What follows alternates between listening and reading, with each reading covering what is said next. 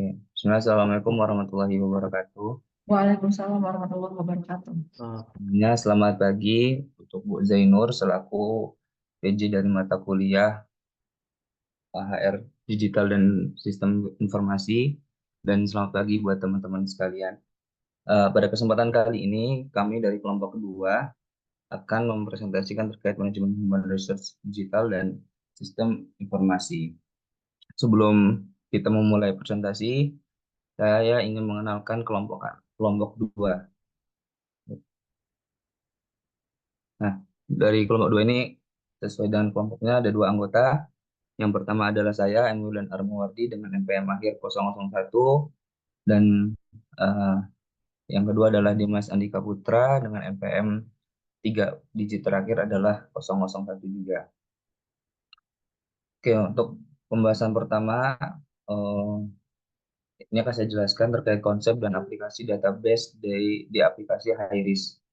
Ya, jadi ini tujuan dari presentasi atau dari bab ini adalah bab ini difokuskan pada pemahaman database dan penerapan teknologi informasi untuk pengembangan dan penggunaan HiRisk. HiRisk basis data sebagai tulang punggung dari sistem ini, dan pemahaman dasar tentang pembuatan, struktur, dan penggunaannya akan membantu memahami kemampuan data dan keterbatasan dari HiRisk. Atau dengan secara singkat, di bab ini akan menjelaskan tentang sejarah data dan database. Nah, di sini ada tujuan pembelajaran tadi ya. Diharapkan dari presentasi ini atau pembahasan kali ini kita dapat mendiskusikan perbedaan antara data, informasi, dan pengetahuan, dapat mengidentifikasi masalah dengan struktur database awal, kemudian memahami apa itu database rasional dan mengapa database ini penting, dan beberapa tujuan yang bisa teman-teman baca. Nah, sini sebenarnya kita akan membahas terkait pendahuluan, di mana banyak orang percaya bahwa mengelola database elektronik dan mengubah data menjadi informasi yang dapat diakses dan ditindaklanjuti adalah kompetensi yang diperlukan untuk sukses di pasar saat ini. Nah, untuk kita mengetahui dan bisa membedakan antara data dan informasi ataupun pengetahuan, di sini dijelaskan bahwasanya data adalah sumber kehidupan sebuah organisasi. Produksi dan pemeliharaan data sangat penting untuk kelancaran operasi setiap bagian organisasi. Jadi, kita akan mendapatkan informasi yang baik, yang bagus ketika kita mendapatkan data yang komprehensif dan valid.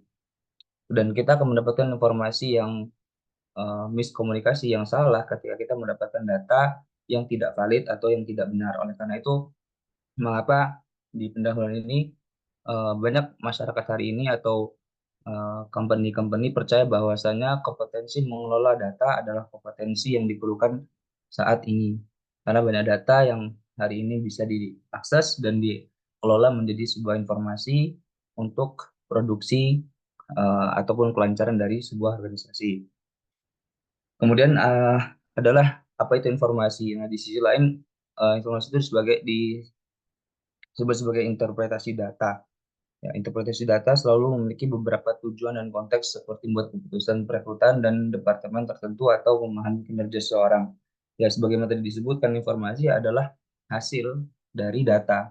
Nah, hasil-hasil data ini kan membuat atau menjadi sebuah informasi, di mana informasi ini nanti akan memandu kita untuk membuat suatu keputusan baik terkait rekrutmen ataupun eh, bagaimana kita memahami karyawan agar ketika kita ingin melakukan suatu promosi bisa dilakukan dengan baik. Nah, sedangkan yang ketiga adalah pengetahuan, di mana pengetahuan ini adalah informasi yang telah diberi makna yang menurut Whitfield tahun 1997. Ya. Jadi pengetahuan adalah tentang bagaimana,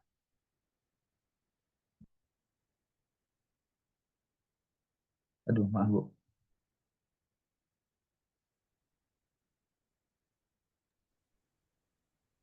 Ini tempat kalian sinyalnya ini enggak ya? Tempat saya ini kayak di gedung A cuma 3 bar loh. Jadi kayak agak ini ada jeda waktu lag-nya itu dia. Baik. Gimana Bu? Apakah masih bisa dilanjutkan?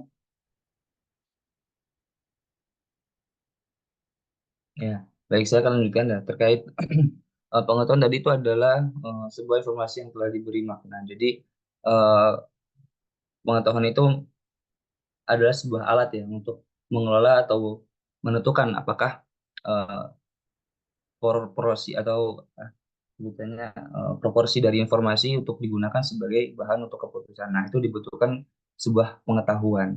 Jadi kita menggunakan informasi seberapa banyak itu dasarnya adalah pengetahuan tadi. Nah, selanjutnya dalam fungsi MSDM, data tentang karyawan dan pekerja merupakan dasar dari sebagian besar informasi yang penting untuk menganalisis dan mengambil keputusan SDM. Nah, di sisi lain, pengetahuan merupakan informasi apa yang dibutuhkan dari database dan bagaimana menggunakannya untuk mencapai tujuan SDM. Ya, tadi sudah dijelaskan sedikit bahwa data bagi manajemen sumber daya manusia itu sangat penting untuk kebutuhan informasi, karena informasi ini nanti akan akhirnya adalah untuk menganalisis, mengambil keputusan terkait promosi, kenaikan gaji, dan lain sebagainya. Nah, dibutuhkan pengetahuan juga untuk memahami informasi-informasi itu agar kita bisa memilah apakah informasi ini bisa menjadi tolak ukur atau tidak. Nah, itu dibutuhkan pengetahuan. Nah, ada sistem manajemen yang berbasis data. Secara elektronik, sistem manajemen berbasis data secara elektronik memungkinkan organisasi untuk mengelola data secara efektif. Mengelola data berarti mengidentifikasi data yang diperlukan untuk menghasilkan informasi yang diperlukan eh, ketika membuat keputusan sumber daya manusia. Nah, ada beberapa yang data-data yang bisa diambil ya, misalkan kayak data angka atau data karakter. Data yang kita butuhkan seperti eh, mengatur data tersebut dengan cara yang mendorong integrasi, kualitas data, dan aksesibilitas. Dan terakhir, membatasi akses terhadap data kepada personal yang tepat.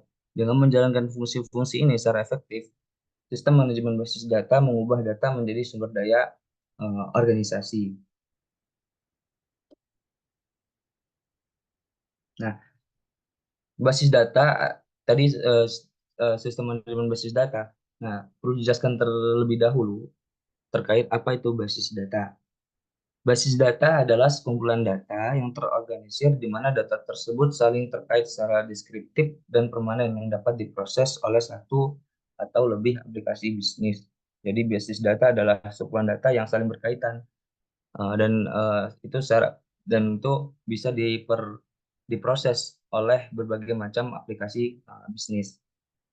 Nah, adapun untuk fungsi utama dari sistem manajemen basis data adalah membuat database, yaitu diantaranya adalah mensisipkan, membaca, memperbarui, dan menghapus data, menjaga integritas data, yaitu memastikan kebenaran data, keamanan, ya, yaitu memastikan hanya orang yang tepat yang mempunyai akses terhadap data dan mencegah data hilang dengan menyediakan kemampuan pencadangan dan pemulihan. Nah, jadi fungsi-fungsi sistem manajemen basis data tadi diantaranya menyisipkan, memperbarui, menghapus, menjaga integritas, keamanan, dan mencegah data hilang atau memitigasi ketika data-data itu hilang. Nah, di sini ada ada gambar ya, seperti yang bisa dilihat kawan-kawan di sebelah kiri. Nah, sistem manajemen basis data itu dalam tulisan sini adalah bekerja sama dengan aplikasi bisnis. Nah, contohnya adalah transactional process system untuk membuat organisasi berjalan lancar. Nah, data-data dari yang ada di sini itu em, bisa menjadi sebuah informasi terkait laporan-laporan dari sistem manajemen pelaporan. Jadi data-data yang ada itu akan diproses untuk dijadikan sebagai laporan-laporan dalam bentuk pelaporan manajemen. Nah, mungkin kita akan sedikit mengulik terkait eh, sejarah dari sistem manajemen basis data. Nah, sistem manajemen basis data awalnya hanyalah sistem pemrosesan data yang melakukan fungsi pencatatan yang meniru prosedur manual yang ada. Jadi data elektronik disimpan di komputer dengan cara yang sama seperti disimpan di sistem pengarsipan kertas. Jadi mungkin teman-teman sudah tidak asing dengan proses atau penyimpanan data ya. Biasanya diarsip-arsipkan, ditaruh di lemari-lemari besar. Nah, bedanya dengan sistem yang dulu dengan yang sekarang itu elektronik, di mana data-data itu disimpan per file di komputer.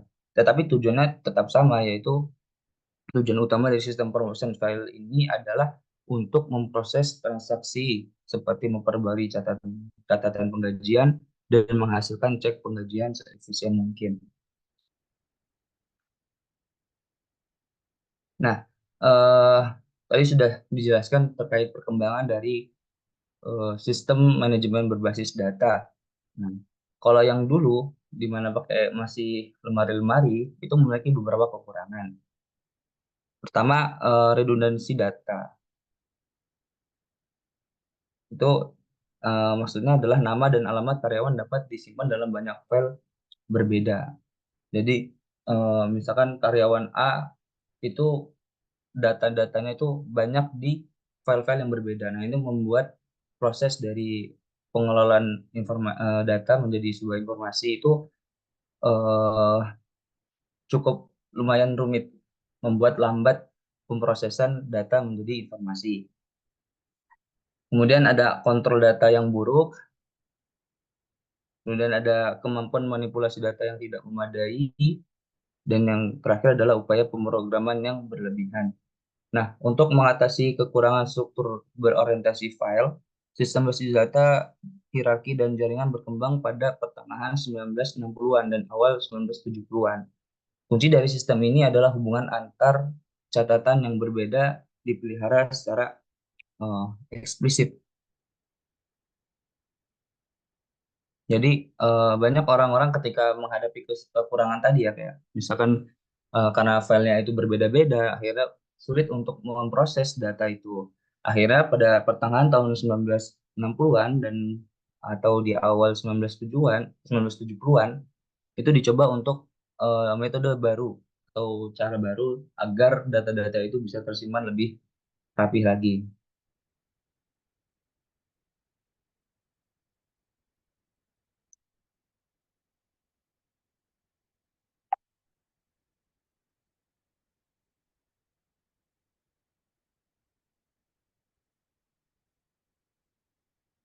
Ya, di sini ada sebuah gambar ya terkait sistem manajemen berbasis sistem manajemen berbasis data.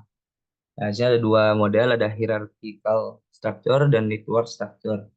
Jadi bedanya kalau hierarki itu eh, informasi itu semakin ke atas semakin banyak diketahui. Jadi hanya semakin di atas informasi-informasi itu semakin apa namanya, semakin mengecil atau sorry, semakin membesar. Jadi misalkan karyawan satu itu akan melapor ke atasannya akan melapor seterusnya gitu.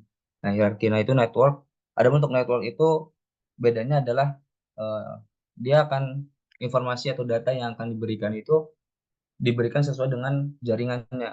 Nah, misalkan di sini ada karyawan satu, dia menginformasikan atau memberikan data ke proyek satu, proyek dua, proyek tiga gitu. Jadi tidak hierarki tapi melainkan berbasis pada jaringan.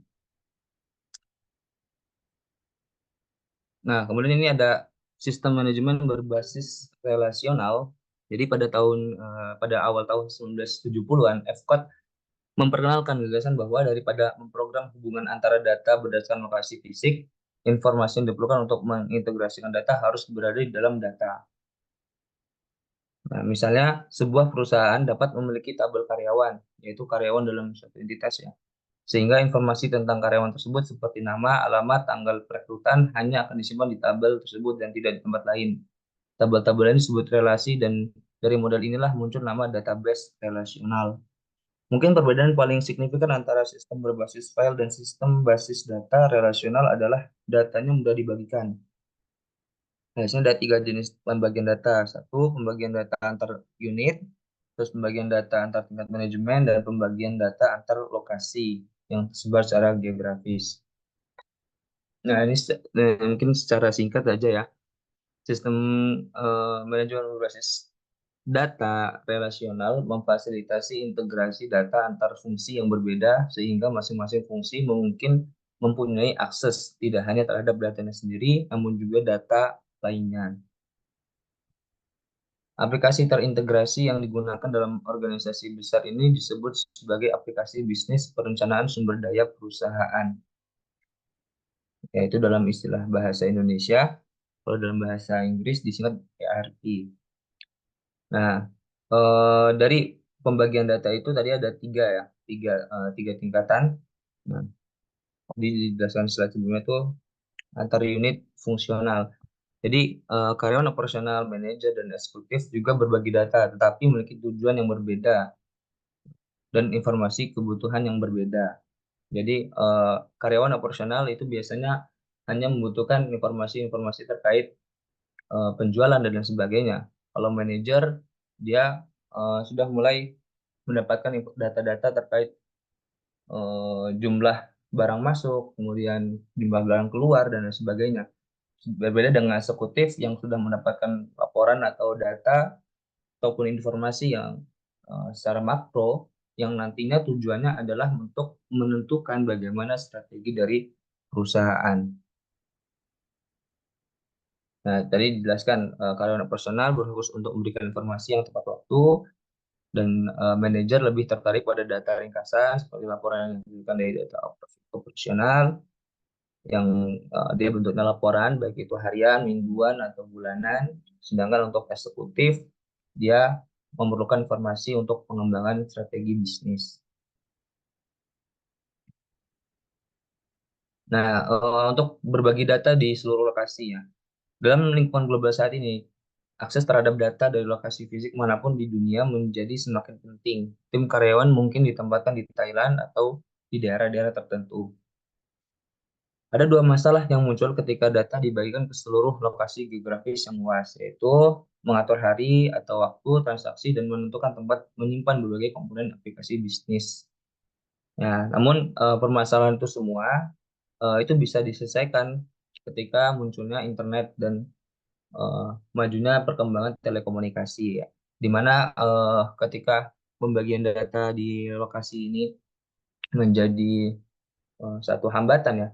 Karena hambatannya ada dua, mengatur hari karena hari ini mungkin eh, saat ini jam 10 di Indonesia, namun sudah berbeda di jam eh, yang ada di London misalkan. Nah, itu perlu penyesuaian agar tidak terjadi miskomunikasi. Namun dengan adanya internet saat ini membuat semua itu bisa berjalan dengan baik.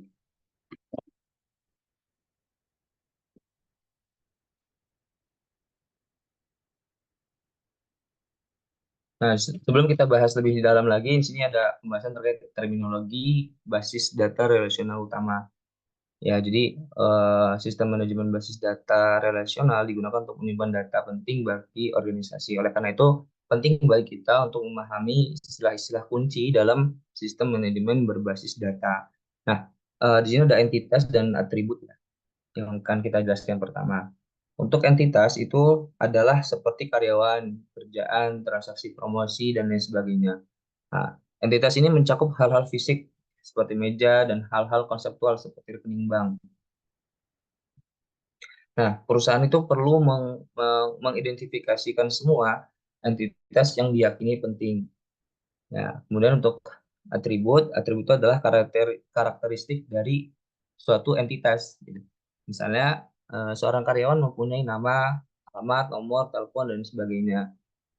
Nah, atribut juga itu mempunyai karakteristik seperti misalkan angka atau tanggal dan lain sebagainya. Nah, kemudian selanjutnya adalah tabel. Nah, tabel ini biasanya digunakan untuk menyimpan informasi tentang entitas, sedangkan atribut disimpan sebagai kolom. Ini bisa dilihat di gambar 2.3.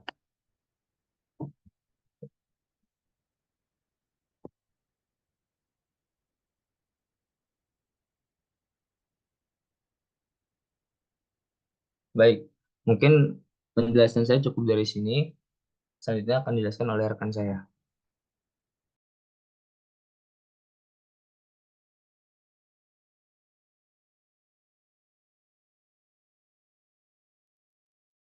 Selanjutnya ada relasi kunci utama dan kunci asing. Dalam DBMS relasional, relasi dibuat dengan memiliki atribut yang sama pada setiap tabel dengan nilai atribut yang sama pada setiap tabel. Hal ini dilakukan dengan mengambil kunci utama dari satu tabel dan memasukkannya ke dalam tabel terkait. Menyimpan data dalam tabel terkait memungkinkan pengguna untuk memanfaatkan aplikasi database dengan membuat query, formulir, dan laporan yang memungkinkan pengguna untuk mengambil, memperbarui, atau menganalisis data dari beberapa tabel secara bersamaan. Hubungan antar tabel itu memungkinkan pengguna untuk secara akurat menggabungkan informasi yang bersama dari dua atau lebih tabel. Next,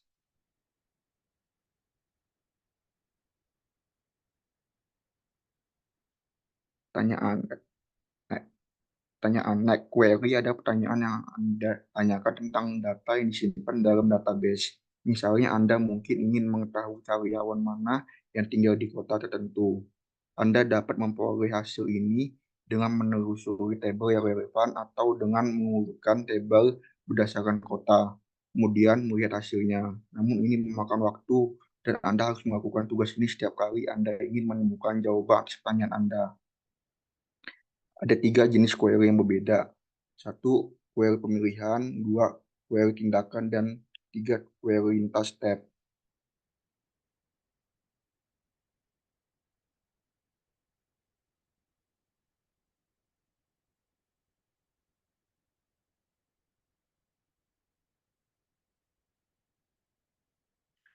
Formulir ada objek dalam database yang bisa Anda gunakan untuk memelihara, menampilkan, dan mencetak rekaman dalam database dengan cara yang lebih terstruktur. Meskipun Anda bisa menjalankan fungsi yang sama dengan tabel dan query, formulir bisa menyajikan data dalam banyak cara yang disesuaikan dan berguna. Dan formulir ini sendiri dirancang dengan baik dapat meningkatkan efisiensi dan akurasi input data. Laporan adalah presentasi data yang diformat dari sebuah tabel, beberapa tabel atau query yang dibuat sebagai cetakan atau untuk dilihat di layar. Data yang ditampilkan dalam laporan bersikap dinamis, mencerminkan data terbaru dari tabel yang menjadi dasar laporan. Next. MX Access Database Pribadi Ilustratif. MX Access adalah DBMS relasional di mana data disusun sebagai kumpulan tabel, seperti database relasional lainnya. Data dalam tabel dapat di-query. MX Access juga membutuhkan pembuatan formulir dan laporan melalui program formulir atau panduan laporan. MX Access menyediakan fungsi-fungsi berikut ini. 1, untuk memungkinkan Anda membuat database yang berisi tabel dan hubungan tabel. Kedua, memungkinkan Anda dengan mudah menambahkan catatan baru, mengubah nilai tabel dalam catatan yang sudah ada, dan menghapus catatan. 3, ini berisi bahasa query bawaan yang memungkinkan Anda mendapatkan jawaban langsung atas pertanyaan yang Anda ajukan tentang data Anda. Keempat, ini berisi pembuatan laporan dan panduan laporan bawaan yang memungkinkan Anda menghasilkan laporan berformat dan terlihat profesional dari data Anda. Selanjutnya, ini memberikan perlindungan database melalui fasilitas keamanan, kontrol dan pemulihan.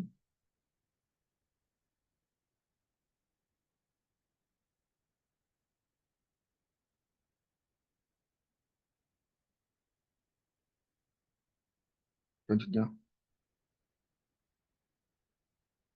rancang database ML Access. Proses desain dimulai dengan analisis data dan informasi yang perlu disimpan dan diambil oleh pengguna database untuk menyesuaikan pekerjaan mereka.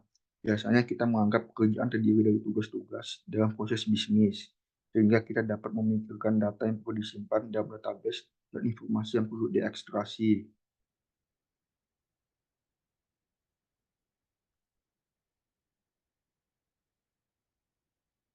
Next.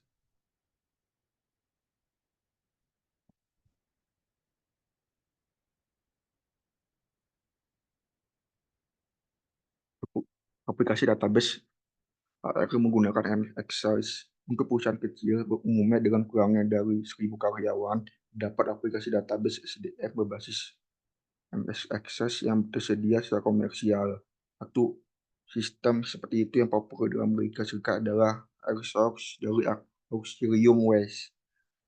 Produk perangkat lunak ini menawarkan fungsionalitas dan fleksibilitas yang luas untuk mengimpor dan mengekspor data dari dan ke Excel dan untuk berintegrasi dengan aplikasi database lain, khususnya pengajian.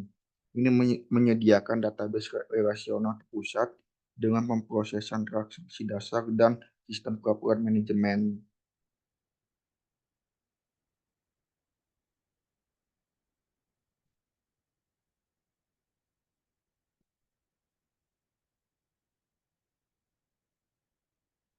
Database SDM lainnya, beberapa dekade yang lalu, program aplikasi database seringkali ditulis oleh perusahaan untuk penggunaan khusus mereka dalam lingkungan bisnis saat ini.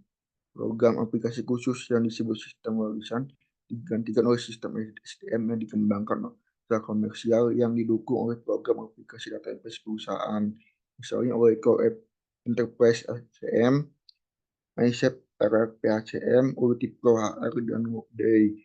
Aplikasi database HR yang paling terkenal dapat beroperasi pada berbagai platform dari BMS seperti Oracle, MSSQL, IBM W2. Next.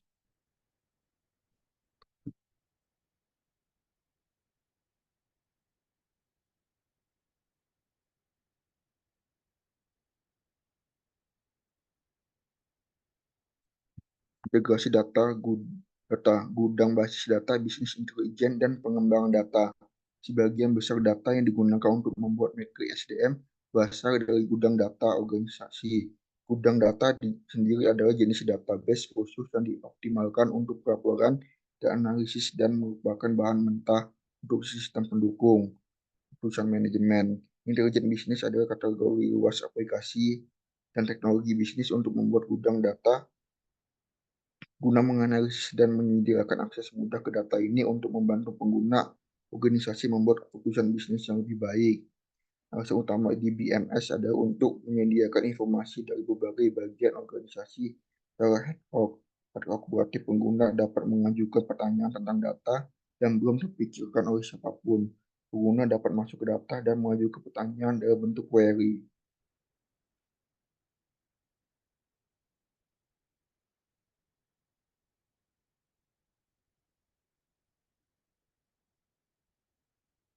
Data besar dan basis data big data sendiri adalah istilah yang menggambarkan tantangan yang dihadapi organisasi. Big data digambarkan dalam 4 dimensi, yaitu volume, variasi, kecepatan, dan kebenaran. Volume sendiri mengacu pada jumlah data, seringkali diukur dalam terabyte dan dikumpulkan organisasi saat ini.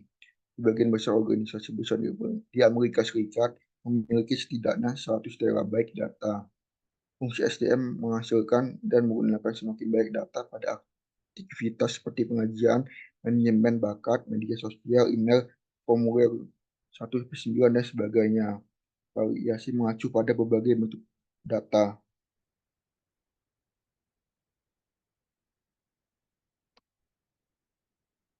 Kecepatan mengacu pada kecepatan masuknya data ke dalam organisasi.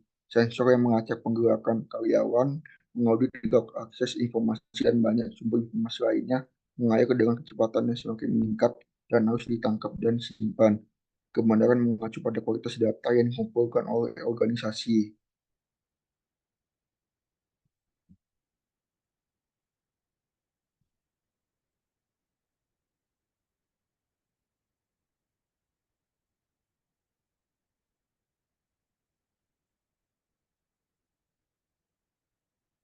Selanjutnya,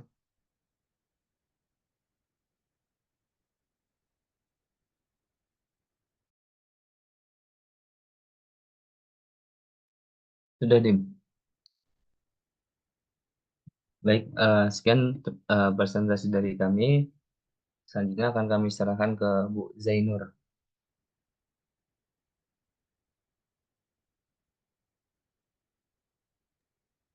Baik, mohon izin pada yang menyampaikan materi tadi Bu Zainur. eh, menginformasikan sedang itu laptopnya di restart, jadi belum bisa join. Silakan langsung ke sesi diskusi. Terima kasih. Ya, baik, untuk sisi diskusi kita batasi ya teman-teman, karena cuma 2 orang. Jadi 3 pertanyaan. Silakan.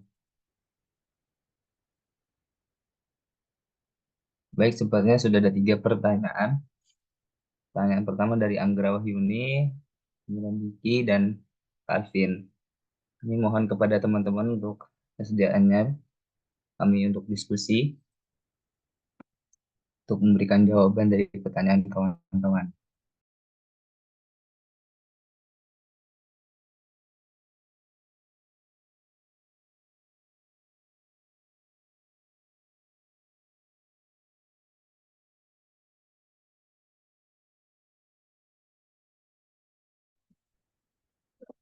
Aduh, oke.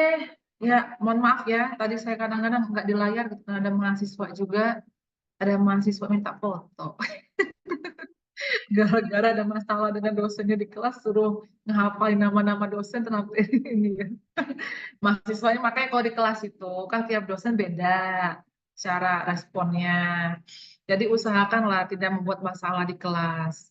Untung-untung ini tugasnya suruh foto sama sekjur manajemen. Yang satunya lagi kawan ya suruh foto sama kajur akuntansi. Ya kalau di tempat, kalau nggak di tempat nggak boleh masuk kelas nanti.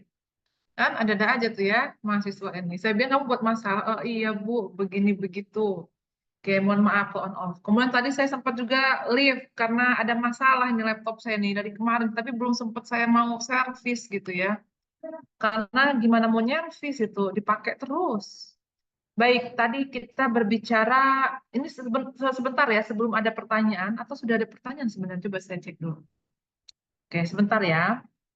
Sudah. Saya menjelaskan dulu mengenai konsep database ya, dan juga aplikasi dalam Haris. Jadi sebenarnya itu aplikasi itu digunakan untuk membantu perusahaan. Banyak sekali contoh aplikasinya ya. Termasuk ketika mengetahui kehadiran karyawan, titik lokasi dia berada di mana, begitu ya. Itu juga sudah termasuk dalam inovasi daripada HARIS, Human Resource Information System. Nah, terkadang kalian pernah lihat juga nggak, kalau misalnya ada otomasi ini gudang gitu ya. Jadi karena kan kebutuhan konsumen itu kan selalu meningkat ya. Kebutuhan konsumen itu meningkat, akhirnya kan persaingan juga ketat antara berbagai macam produk ataupun jasa yang sejenis. Sehingga perusahaan-perusahaan itu juga kan akhirnya mencari atau melakukan suatu inovasi gitu ya. Supaya apa? Supaya bisa menyesuaikan antara demand dari konsumen dan juga supply dari si perusahaan. Sehingga kalau dia bisa memenuhi hal ini, maka dapat dipastikan bisnisnya itu tidak akan ketinggalan. Nah, salah satu caranya apa sih sebenarnya? Ini juga sebenarnya part dari ini ya. Memang ini lebih kepada manajemen operasional mengenai apa gudang gitu, isi gudang, supply segala macam, ya. Tapi kita melihat kembali bagaimana sebenarnya ini masuk dalam, makanya namanya kan Human Resource Information System, tapi juga di dalamnya itu ada bagaimana karyawan ini bisa dikelola dengan baik sehingga bisa memenuhi kebutuhan konsumen dengan menerapkan apa salah satunya sistem automation in warehousing. Jadi semacam sistem untuk apa otomasi ya, otomasi terkait dengan gudang. Warehouse itu kan gudang penyimpanan, sehingga ketika stok barang itu kosong, maka akan terdetek di warehouse bahwa dia harus segera menyediakan barang tersebut sebelum ada permintaan barang lagi yang dilakukan oleh konsumen. Nah, apabila sistem ini diterapkan, maka otomatis gitu ya, perusahaan itu bisa memenuhi order pengambilan, pengiriman tuh on time. Jadi tidak ada idle time, tidak ada waktu menganggur di situ. Nah, terus ini bagaimana gitu ya contohnya pemenuhannya gitu ya. Jadi ada aktivasi atau peningkatan produktivitasnya itu terkait dengan akurasi pengambilan produk. Kemudian bagaimana penerapan di pengoptimalan warehouse itu sendiri. Terus bagaimana mengimplementasikan kondisi kerja yang lebih baik. Nah, ini agak pasti agak kelimpungan ya, secara kasat mata aja. Kalau bagaimana kalian bisa membayangkan sendiri begitu. Ketika kalian memiliki usaha, kemudian begitu banyak permintaan, sedangkan stoknya sendiri di gudang itu belum otomatis. Nah, ini yang repot gitu. Makanya kalau misalnya mall-mall besar atau apapun dia pasti memiliki stok ketersediaan. Jadi ketika dia barcode gitu kan, otomatis berkurang satu lah harusnya data produk yang ada di warehouse. Jadi ketika ada satu lagi pembeli membeli dua barang di barcode lagi itu akhirnya terdetek lagi di warehouse itu bahwa berkurang dua. Nah, bagian warehouse itu juga harus tahu sampai pada minimal persediaan berapa itu harus segera datang lagi itu barang. Karena apa? Kekosongan stok barang itu akan menimbulkan asumsi tersendiri gitu ya pada konsumen bahwa oh ternyata nggak siap ini toko ataupun mall besar itu begitu ya untuk mengantisipasi lonjakan permintaan konsumen. Nah, kalau hal seperti ini terjadi otomatis kan ada suatu hal yang tidak kondusif. Karyawan juga bingung ketika ditanya stoknya kapan ya datang Mbak stoknya atau apa. Duh maaf ya nggak tahu gitu kan. Karena nanti bisa tanya ke bagian ini pemasaran atau apa ternyata nggak tahu juga karena memang belum otomasi gitu. Nah ini yang akhirnya akan menimbulkan komplain gitu ya dari para konsumen. Komplain itu akhirnya nanti akan mempengaruhi keadaan lingkungan kerja di sekitar karyawan. Nah, solusinya apa? Salah satunya itu adalah otomasi gudang. Nah, contohnya seperti ini ya. Sistem pengambilan barang itu kan biasa dilakukan oleh karyawan setiap hari, ya. Itu kan ketika dia mengambil barang, otomatis dia akan barcode scanning kode produk dan lainnya itu di warehouse. Nah, ketika hal itu terjadi, otomatis itu harusnya nge-link ke bagian kasir atau apapun ketika stok barang itu masuk. Ya kurang lebih mirip lah kalau misalnya di Shopee Live gitu di bagian etalase gitu ya. Itu kan ada stoknya sekian. Ketika stok itu habis tambah. Nah, kurang lebih mirip seperti itu, tapi itu belum yang otomasi gitu ya. Nah, jadi ketika otomatisasi sudah dirancang untuk mengambil barang, kemudian sudah terrecord juga dengan sistem kasir, berapa persentase dia harus sudah diplot lagi. Nah, itu akan mempercepat sebenarnya. Mempercepat apa? Pemenuhan order bisnis. Tapi kalau hal ini tidak diantisipasi, ya berakibatnya itu stok kadang-kadang kosong, orang sudah nunggu-nunggu stoknya kosong, lama datangnya gitu. Nah ini memang agak butuh IT ya, tidak serta-merta kalau kita menggunakan masih dengan cara manual ya otomatis efisiensi dan juga efektivitasnya juga enggak. Ya justru yang lebih ada biaya lebih banyak, terlalu banyak idle time itu tadi, waktu menganggur itu. Dan juga begitu ya, harusnya ketika dia sudah otomatis itu juga butuh gitu bantuan teknologi untuk apa? Untuk supaya bisa merecord berapa sebenarnya apa yang paling dibutuhkan konsumen. Jadi berapa banyak dari sekian banyak produk, barang gitu ya, itu yang paling cepat keluar apa? Nah, berarti barang yang cepat keluar daripada stok di dalam komputerisasi itu yang harus lebih didahulukan. Contohnya aja seperti ini misalnya ya. Saya belanja bulanan di salah satu mall yang ada di Bandar Lampung. Terkait dengan sekarang ini kan harga beras mahal. Kemudian saya nggak tahu kemarin itu sebenarnya pada saat COVID, pembelian gula itu kan dibatasi. Ya, di salah satu pusat perbelanjaan di Bandar Lampung itu dibatasi. Dan itu paling banyak itu hanya bisa mengambil 2 kilo untuk setiap kepala rumah tangga. Jadi satu keluarga yang berbelanja hanya boleh 2 kilo. Tapi kemudian bulan lalu saya menemukan hal serupa setelah sekian lama itu kan pengalaman pada saat COVID terakhir ketika gula itu dibatasi. Nah ini berbelanja bulan lalu itu ternyata ada tulisan setiap keluarga yang berbelanja itu hanya boleh mengambil 2 kilo gula. Sebenarnya kan boleh Bu diakalin, ya boleh aja. Misalnya aja saya sama suami saya pisah kasirnya. Saya ngambil 2, suami saya ngambil 2. Tapi kemarin tuh akan menjadi suatu pertanyaan saya, apakah berkah kalau seperti itu? Itu kan akan masuk ke dalam makanan saya, makan anak-anak saya. Maka itu akan menjadi berkah atau enggak ketika itu kan cara curang ya. Memang banyak saya lihat antri di kasir itu gitu. Ada yang ibunya sebelah sana, anaknya sebelah situ, bapaknya sebelah sana. Masing-masing menenteng 2 kilo. Tapi kan yang jadi pertanyaan, berkah enggak? Sudah diberi aturan seperti itu, kemudian kita lakukan hal yang bertentangan. Sedangkan itu akan menjadi aliran darah yang akan masuk ke makanan anak-anak kita. Dan itu yang akan menentukan apakah nanti dia memiliki akhlak yang baik atau tidak. Nah, sampai sebegitu kita harus berpikir ya. Oke, kembali lagi. Nah, kemudian saya berpikir begitu ya, dengan stok 2 setiap ini 2 gitu. Dan ini memerlukan sebenarnya adalah otomasi dari penyimpanan di gudang. Bagaimana dia bisa menjatah, kok hanya 2, nggak 1 aja. Kalau memang asumsinya misalnya satu keluarga itu dikhawatirkan menghabiskan dan lain-lain tidak kebagian, kenapa nggak 1 kilo aja? Nah, pasti ini sudah punya perencanaan otomatisnya. Kenapa gitu ya? Karena industri retail, manufaktur, logistik itu membutuhkan namanya otomatisasi gudang. Kenapa? Sistem otomatis itu bisa meningkatkan kecepatan, keakuratan operasional gudang sehingga dia lebih mudah dalam memenuhi permintaan konsumen.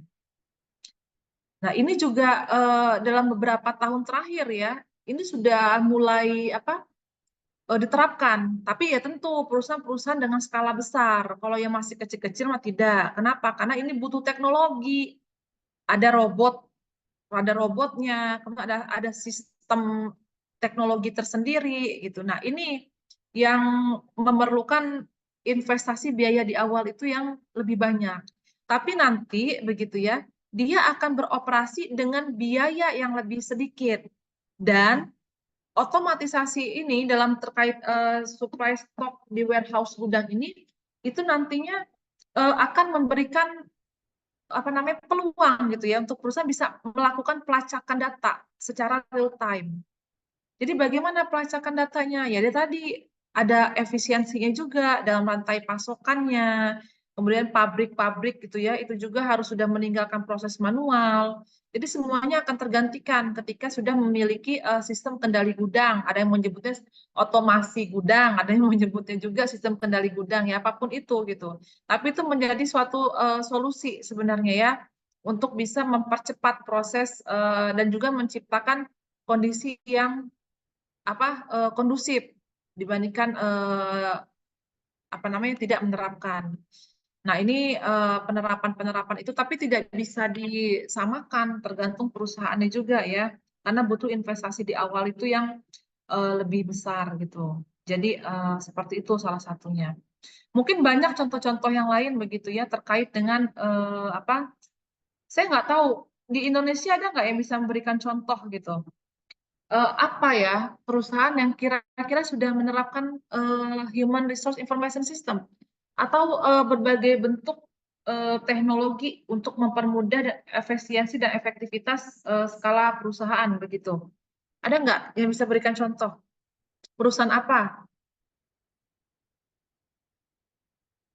Ayo, ayo. Ini kenapa hanya wajah saya dan wajah Wildan aja ya? Yang lain kalau misal kuota yang masih ada, tolong on cam. Jadi supaya saya nyaman juga gitu ngajarnya.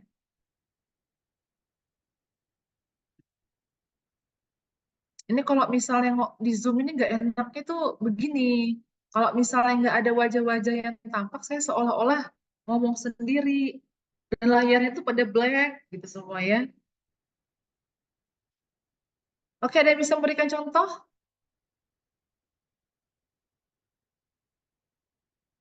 Apa ya? Oke, ini saya jadikan tugas ya. Jadi kan di minggu depan itu pertemuan keempat.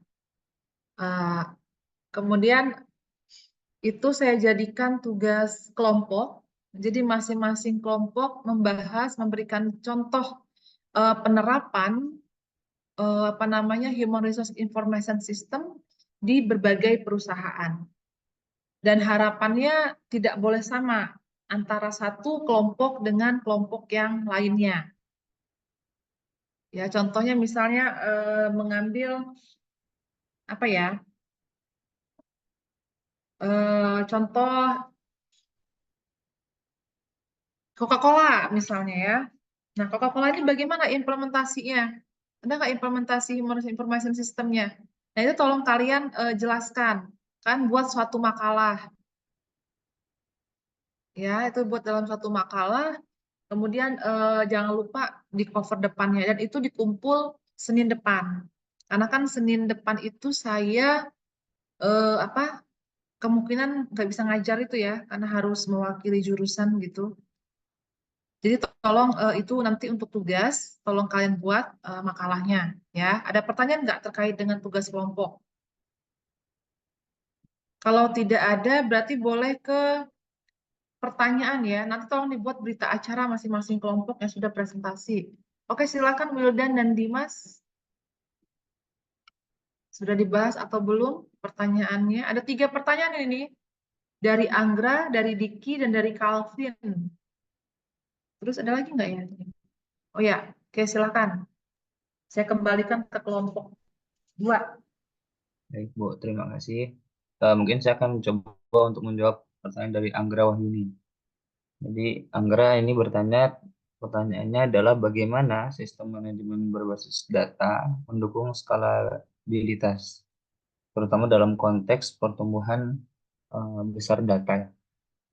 Ya, jadi menurut kami itu bukan tergantung bagaimana sistem manajemen berbasis datanya, tapi tergantung dari bagaimana perusahaan itu mau menginvestasikan aplikasi Haris itu. Misalkan dia menggunakan Haris.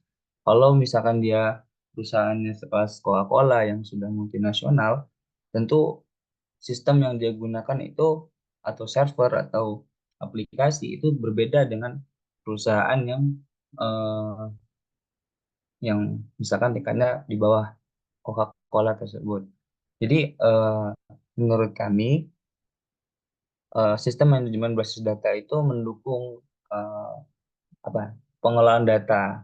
Namun untuk besar kecilnya cakupannya itu tergantung dari perusahaannya. Kalau perusahaannya besar maka gunakan sistem manajemen basis data yang besar, contohnya kayak Haris yang lebih besar lagi gitu. Ataupun kalau perusahaannya sebatas eh, tingkat provinsi, misalkan kayak Janji Jiwa gitu. Kalau di pasaran kan ada kasir pintar gitu kan. Ya, bisa pakai kasir pintar gitu. Jadi kalau untuk di keuangan, jadi memang disesuaikan dengan kebutuhan dari perusahaan tersebut. Begitu kira-kira Angga, apakah jawabannya dapat diterima? Baik, Wildan, sudah sangat jelas. Terima kasih atas jawabannya. Ya, sama-sama.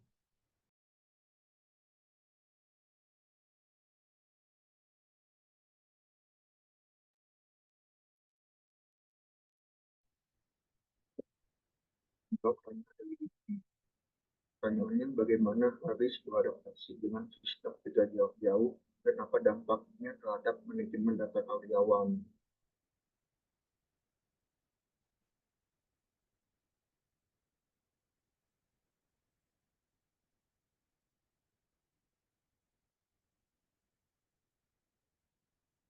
Haris dapat beradaptasi dengan sistem kerja jauh dengan menyediakan fitur yang mendukung manajemen karyawan, yaitu satu pengelolaan data karyawan online. Ini memungkinkan akses online untuk data karyawan. Dua, pemantauan kinerja. Harus dapat menyediakan alat untuk memantau kinerja karyawan secara jauh-jauh melalui pengetahuan pikiran, penilaian kinerja, dan inventaris. Tiga, pelacakan presensi dan waktu. Harus dapat memungkinkan pelacakan presensi dan waktu secara elektronik, memfasilitasi manajemen waktu untuk karyawan yang bekerja dari jauh-jauh. Yang keempat, self-service untuk karyawan karyawan. Ini memungkinkan karyawan untuk mengelola informasi pribadi mereka sendiri, seperti pengajuan cuti atau perubahan informasi kontak. 5. Manajemen dana karyawan harus dapat membantu dalam manajemen keuangan dan dana karyawan, termasuk penggajian, asuransi kesehatan, dan tunjangan lainnya secara efisien. Sedangkan dampaknya yaitu dapat meningkatkan efisiensi dan fleksibilitas. Harus dapat memungkinkan akses yang mudah dan pemulihan data yang akurat dan manajemen karyawan yang lebih efisien. Bahkan dalam model kerja jauh-jauh dengan tetap mematuhi kegiatan privasi dan keamanan data. Bagaimana Diki atas jawabannya? Cukup jelas, Dimas. Terima kasih atas jawabannya.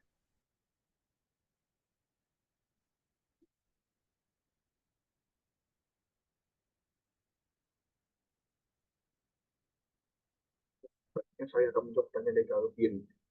Bagaimana proses desain database dapat memastikan bahwa struktur database memenuhi kebutuhan pengguna dalam menyelesaikan pekerjaan mereka?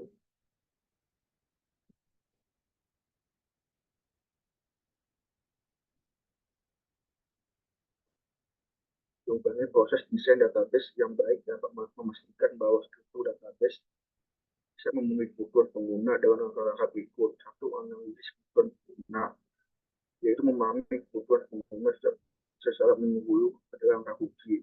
Ini melibatkan interaksi yang mendalam dengan pengguna untuk mengidentifikasi data yang dibutuhkan. 2. Normalisasi database. Ini dapat membantu mengurangi redundasi dan memastikan data disimpan dengan cara yang efisien. Ini mendukung integritas data dan membantu pengguna mendapatkan informasi yang konsisten. 3. Model konseptual dan logis. Membuat model konseptual untuk menggambarkan struktur data dari konteks bisnis dengan diikuti dengan model logis yang lebih berfokus pada implementasi teknis. Ini membantu memastikan keterhubungan antara identitas dan atribut. 4. Hubungan antar tabel yang baik. Ini dapat menentukan hubungan antar tabel dengan benar adalah kunci. Ini dapat memastikan bahwa data yang diambil dengan efisien dan hubungan antar identitas sesuai dengan kebutuhan pengguna. 5. Integritas referensial, itu menggunakan kunci asing dan integritas referensial untuk memastikan bahwa relasi antar tabel tetap konsisten.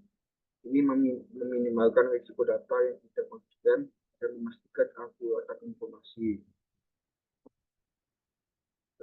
Peringkat performa, yaitu mempertimbangkan kinerja database dengan memilih indeks yang tepat, membatasi jumlah join yang diperlukan, dan mengoptimalkan query. Ini dapat memastikan pengguna mendapatkan data dengan dan efisiensi. Bagaimana Kevin atas jawabannya? Baik, terima kasih, Dimas.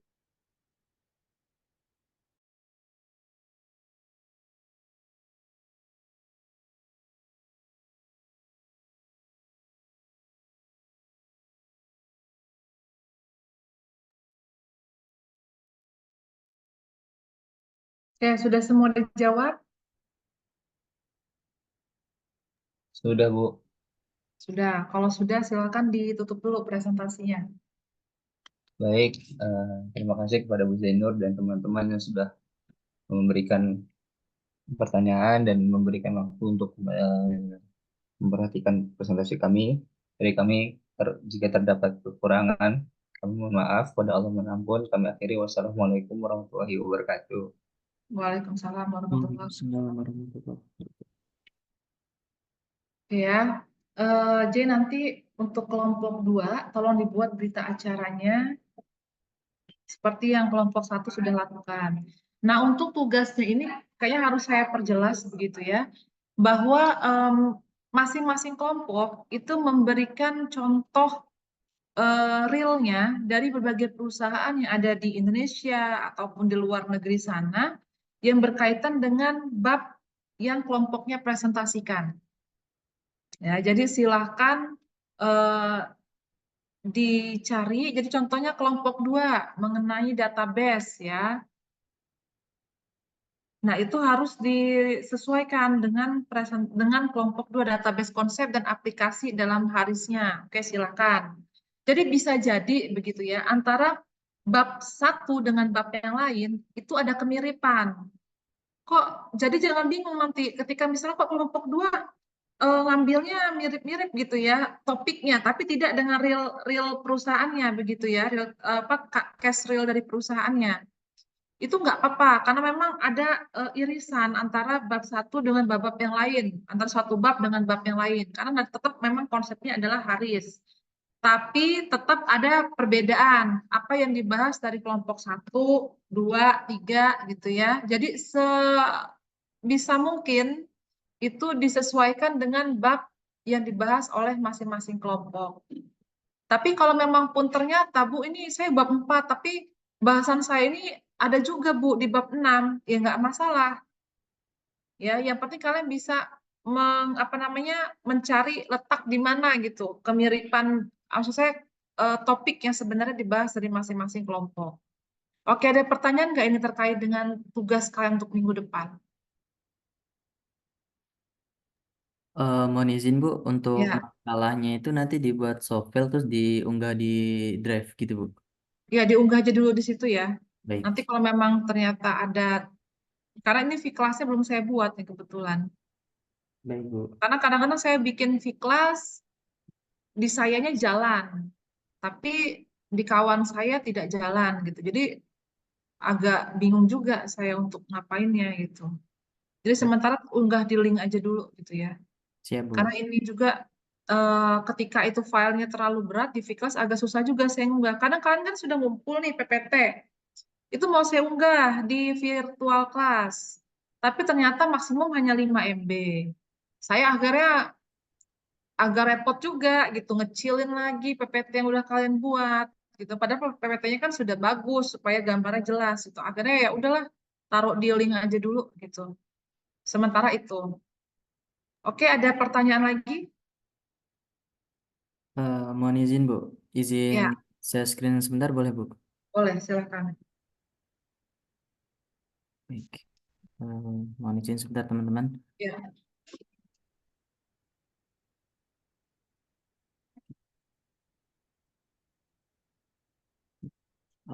Ini Bu, mohon izin. Nanti kan di minggu depan itu kan berarti di pertemuan keempat ya Bu. Hmm. Di pertemuan keempat itu kan nanti langsung masuk ke pertemuan 5. Jadi chapter 3 dan chapter 3 itu kan nanti jadi satu. Dan di situ ada Oh, ini Bu. ini Ada telat 1 chapter berarti ya?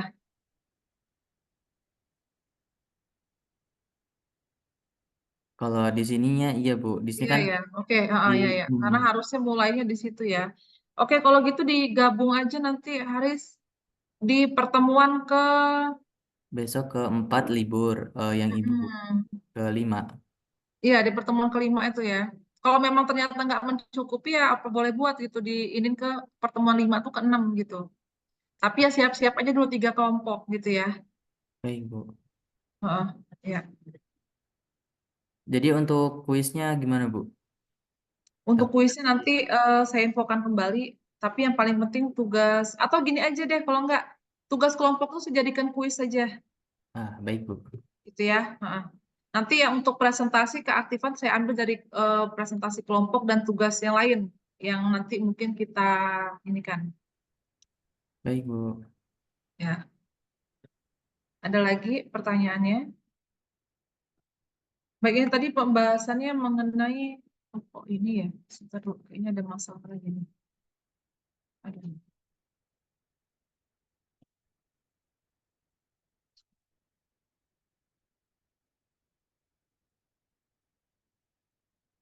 Ya. Ini tadi ada pertanyaan dari kawannya terkait dengan bagaimana database manajemen sistem ini mendukung skalabilitas, termasuk dalam konteks pertumbuhan besar data. Memenuhi Oke ya. Jadi seperti ini database itu. Mungkin beberapa waktu lalu kalian pernah mendengar salah satu aplikasi platform jual beli online itu misalnya kebocoran data begitu ya. Terus pada saat kalian menginstal berbagai macam aplikasi, itu pasti akan memasukkan data. Dan saya pribadi itu menghindari aplikasi yang meminta apa namanya nomor KTP. Itu saya agak ngeri gitu ya, karena nomor KTP ini kan suatu hal yang dapat disalahgunakan, apalagi sekarang marak mengenai pinjol. Dan ini untuk desain database sendiri, sebagaimana contoh nih ya, Telkomsel. Telkomsel itu basis datanya luar biasa besar ya, big data mereka itu. Jadi mereka sendiri tuh bisa apa namanya? Karena saya kemarin itu kan lagi penjajakan ini jurusan ini dengan Telkomsel untuk apa namanya aplikasi gitu ya yang bisa membantu kemudahan mahasiswa kita dalam mendapatkan data responden melalui yang namanya Telkomsel Survey. Nah, itu sedang penjajakan. Jadi cara kerjanya juga itu dengan memiliki basis data, yang penting Telkomsel ini kan pasti memiliki basis data nama, begitu ya, kemudian nomor milik kita terdata, terus nomor Telkomsel kita pun itu terdata dengan baik.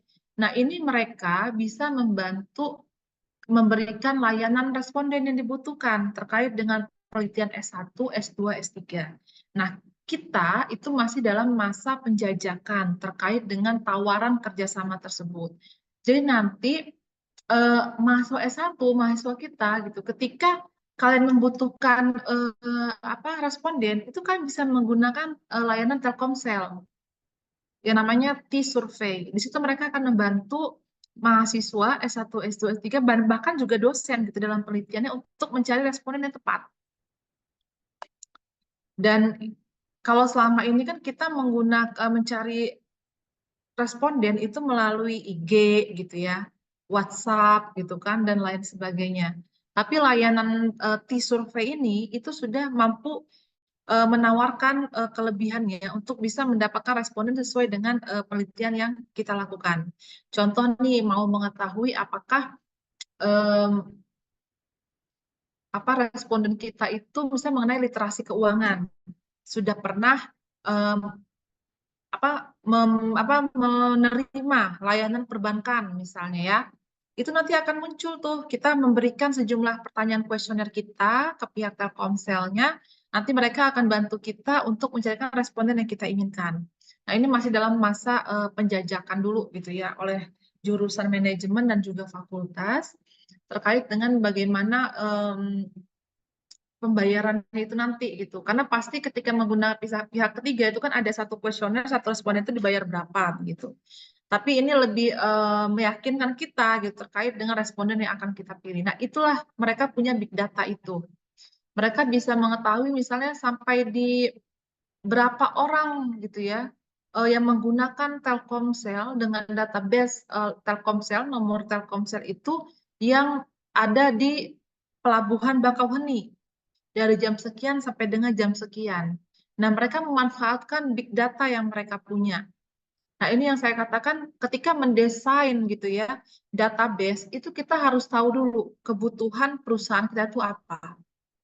Dan juga harus tahu untuk penyedia pembuat programnya ini pun harus yang mudah dipahami, mudah juga kita komunikasinya.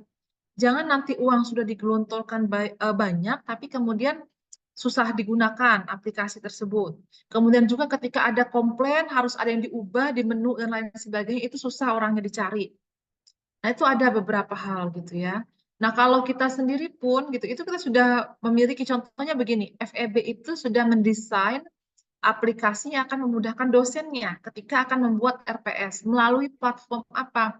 Melalui yang namanya RPS Web Unila CID yang hanya bisa diakses oleh dosen. Nah, jadi seperti itu. Ada berbagai macam, tapi memang ketika mendesain ya harus tahu dulu gitu, kebutuhannya apa, fitur-fitur apa yang akan ditampilkan, fitur apa yang akan dibutuhkan. Karena tanpa hal-hal seperti itu ya otomatis kenapa pengembang developer database itu nggak akan serta-merta mereka yang berpikir enggak. Segala mau itu kan ditampung dari kita sebagai demand-nya. Ibu maunya bagaimana Bu aplikasinya? Saya maunya yang bisa mendetek karyawan saya dalam posisi radius sekian kilometer misalnya ya. Sehingga bisa ketahuan nih kalau dia berbohong. Dia di tempat kerja katanya di ruang kantor, tapi ternyata dia ada di mall. Nah, itu. Jadi itu pengembang database juga mereka juga harus menerima input juga dari kita, gitu. Tidak serta-merta mereka yang berpikir sendirian, begitu ya. Jadi nanti jadi seperti itu terkait dengan data, karena semuanya human resource information system itu adalah berkaitan dengan data, big data karyawan, mulai dari tempat lahirnya, tanggungannya berapa, kelahiran berapa, rumah di mana, semuanya. Dan itu ketika data big data itu sudah terkumpul dengan sistematis, nah itu bisa kita kembangkan aplikasi database big datanya itu. Ya pasti butuh bantuan developernya. Nggak mungkin perusahaan itu tanpa bantuan IT dari pihak lain ya, itu pasti. Oke, sampai di sini ada pertanyaan lagi nggak? Terkait dengan bab 2 ataupun tugas ataupun kuis untuk bahan kuis kita. Ada pertanyaan? Tidak ada pertanyaan. Baik, kalau tidak ada pertanyaan, saya akhiri, cukupkan untuk hari ini ya. Mohon maaf kalau memang ada hal yang kurang berkenan, mungkin juga masih kurang puas gitu dengan penjelasan, presentasi dan lain sebagainya. Kita bisa diskusikan lagi di minggu depan. Saya tutup dengan wassalamualaikum warahmatullahi wabarakatuh. Waalaikumsalam warahmatullahi wabarakatuh. warahmatullahi Terima wabarakatuh. kasih, Bu. Ya, sama-sama, saya izin live ya. Baik, Ibu.